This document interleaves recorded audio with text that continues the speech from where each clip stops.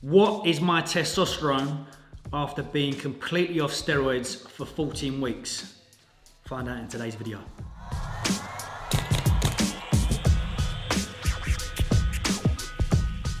Okay, in she goes. Today is Monday the 16th of January, so we should get the results back in a couple of days' time.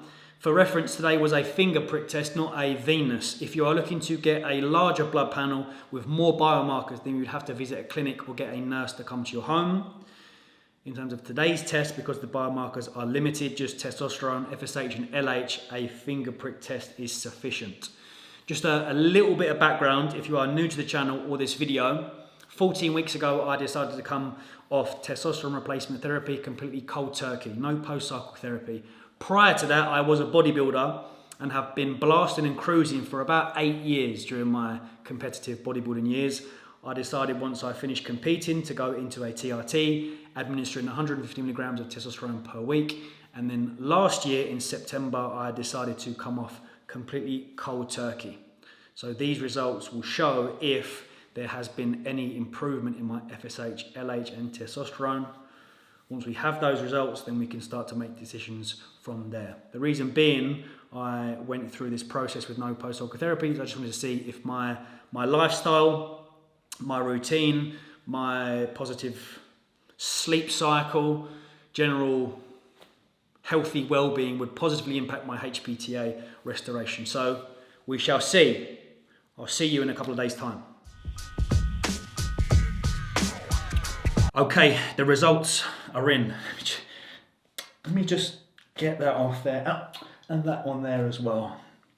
As you can tell by this cocky, arrogant aura right now, snippets of TM Cycles circa 2019, what an era that was. The OGs will remember, called it the McGregor Cycles era. Let's bring it back, shall we? Anyway, I was going to do a live reaction, turn the camera on, get the results up, but the results come through this morning when I was having a coffee with Luke Johnson, and we both looked at each other and said, let's have a little look. And it's positive. So, bit of a background. I've been on anabolic steroids for 10 years. Started when I was 19. Blasting, cruising, off-season, contest prep, etc.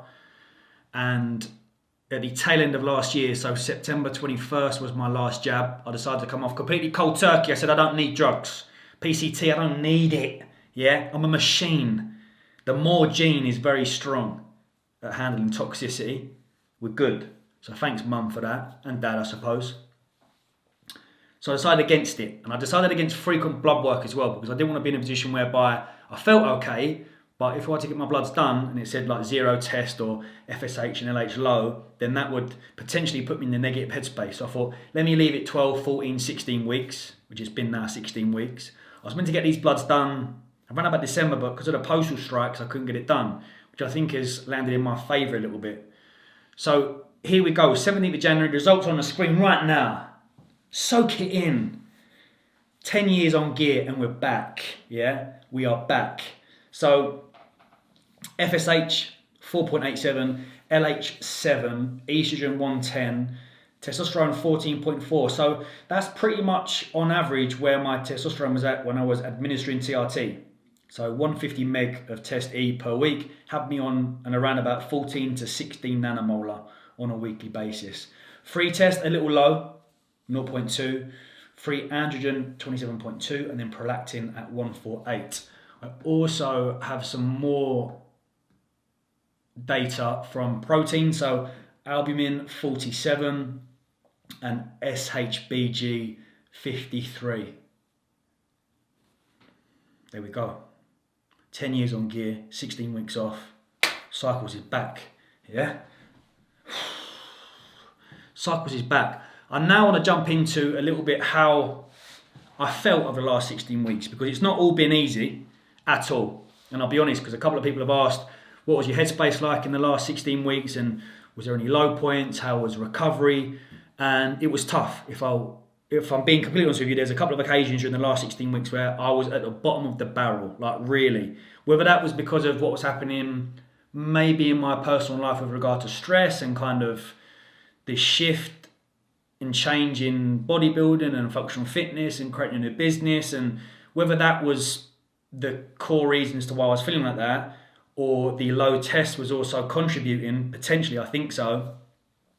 But there were some times I was like, I'm struggling to get out of bed here. But every single day of the last 16 weeks, positive affirmation. Every single day when I woke up, today's going to be a good day. I'm going to wake up, walk the dog, I'm going to go and smash a training session. It's going to be a lovely day. You know, it's tapping into that conscious and subconscious, getting them together.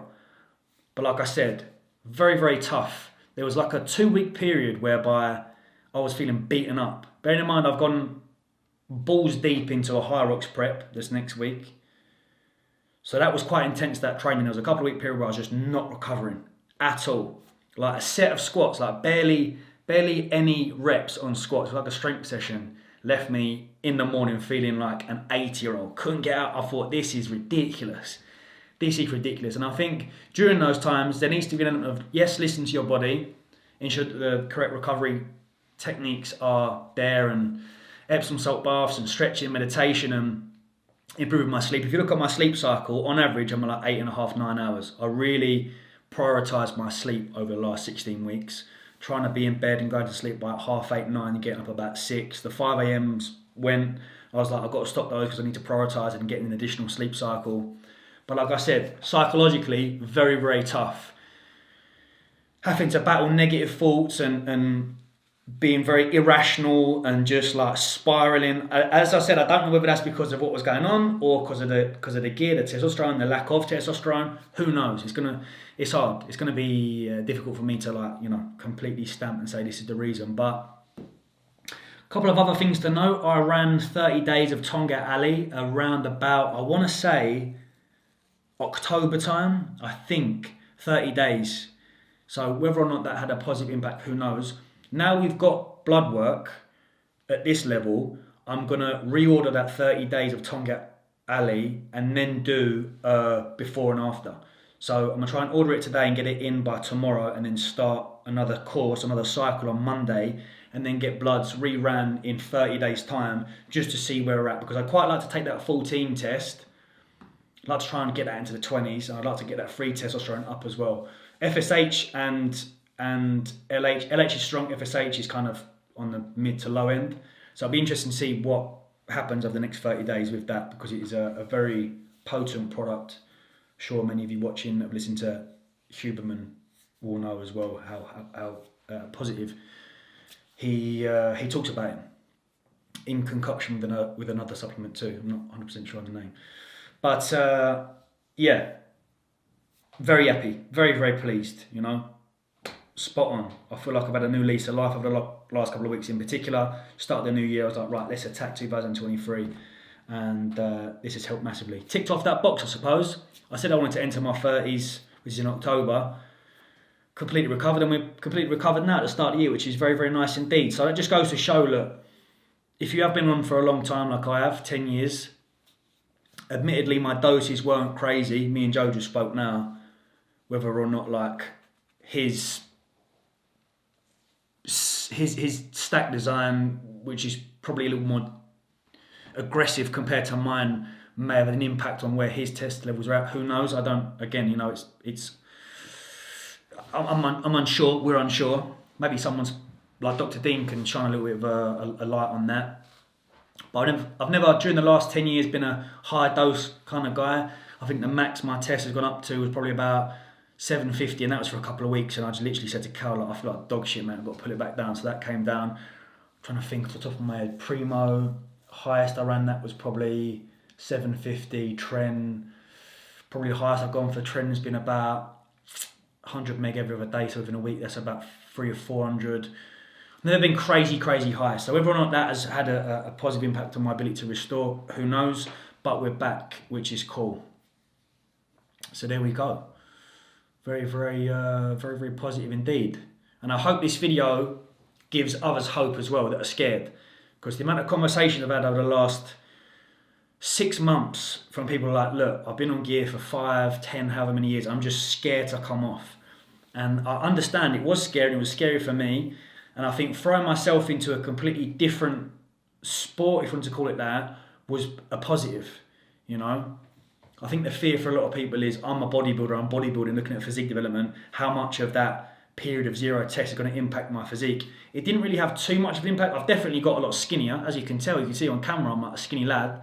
Scale weight, I'm about 86 kilos, but I haven't been prioritising physique development for 6 months. And that's what happens. I've been practically running for about 95% of it. So obviously that alone is going to have an impact. But now we're in a good spot. I'm very interested and excited to see how this correlates to my kind of prioritisation of changing my physique. And join the journey, ladies and gents. Join me on this journey. This magical, marvellous journey that we're on. Any further questions, drop me a message. You know, if you need to DM me, drop me a message on Instagram, Team. So give me a follow. Tap it down in the comment section below. But there we go, we're back. We are back. I still want to make some improvements on this. I'm very happy, very, very happy, very pleased indeed. It's been a nice kind of, it's been a welcome positive that after the last couple of years. It really has. So, cool. There we go. If you're thinking about coming off gear, do it. Prioritise your sleep, nutrition, get your training in order, turn this on, switch the head on, mate. It's all up here. It's all in the head, trust me. Positive affirmation, and then hopefully, however far down the line, you're in a positive position. If not, you know, if these results come back and they were still bad, then we just PCT. We use the required post-cycle therapy in order to kickstart. But I've been, thankfully, one of the lucky ones, and we're in a decent space, so appreciate it, appreciate the support. As always, I shall see you very soon in the next video. I don't know what one that will be because we've got High Rocks on Friday. But yeah, look after yourself. See you very soon. Thank you, good night. Much love.